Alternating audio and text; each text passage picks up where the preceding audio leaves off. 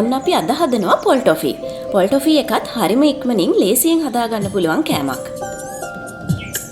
පොල් ටොෆී හදන්න අපිට ඕනේ කරනවා හීනියට ගාගත්ත පොල් ග්‍රෑම් 200යි, සීනි ග්‍රෑම් 300යි, වැනිලා තේ හැඳි 1යි, කලරින් තේ හැඳි 1යි, ලුණු තේ හැඳි භාගයයි.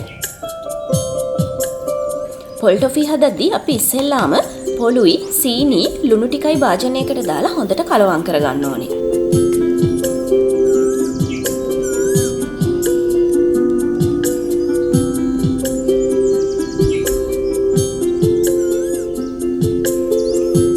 ඊළඟට මේ භාජනයේ ලිපේ තියලා සීනි ටික දිය වෙනකන් මද ගින්දරේ කලවම් කරන්න. සීනි ටික දිය වේගෙන එනකොට වැනිලා ටික දාගන්න.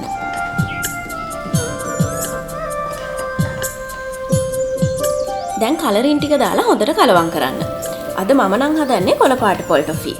ඔයාලට කැමති පාටකින් මේ පොල් ටොෆී එක හදාගන්න පුළුවන්. මේ මිශ්‍රණය හැන්දට ටිකක් බර ගතියට ඇවිල්ලා එකට ගුලි වෙන ගානට ආවහම ලිපෙන් බා ගන්න.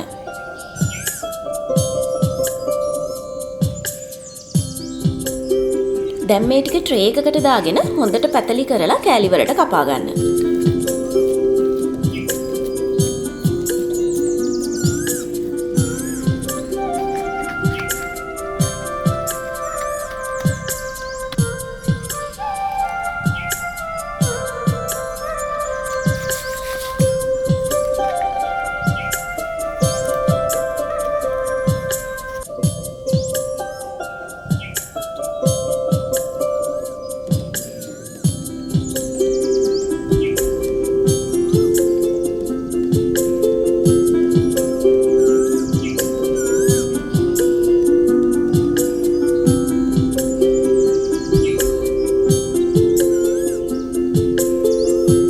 මේක හරිම ලේසි රෙසිපි එකක් හින්දා අවුරුද්දට ඔයාලගේ ගෙදරට කවුරු හරි එනවා කියපු වෙලාවක උනත් හරිම ලේසියෙන් මේ පොල් ටොෆී එක හදාගන්න පුළුවන්.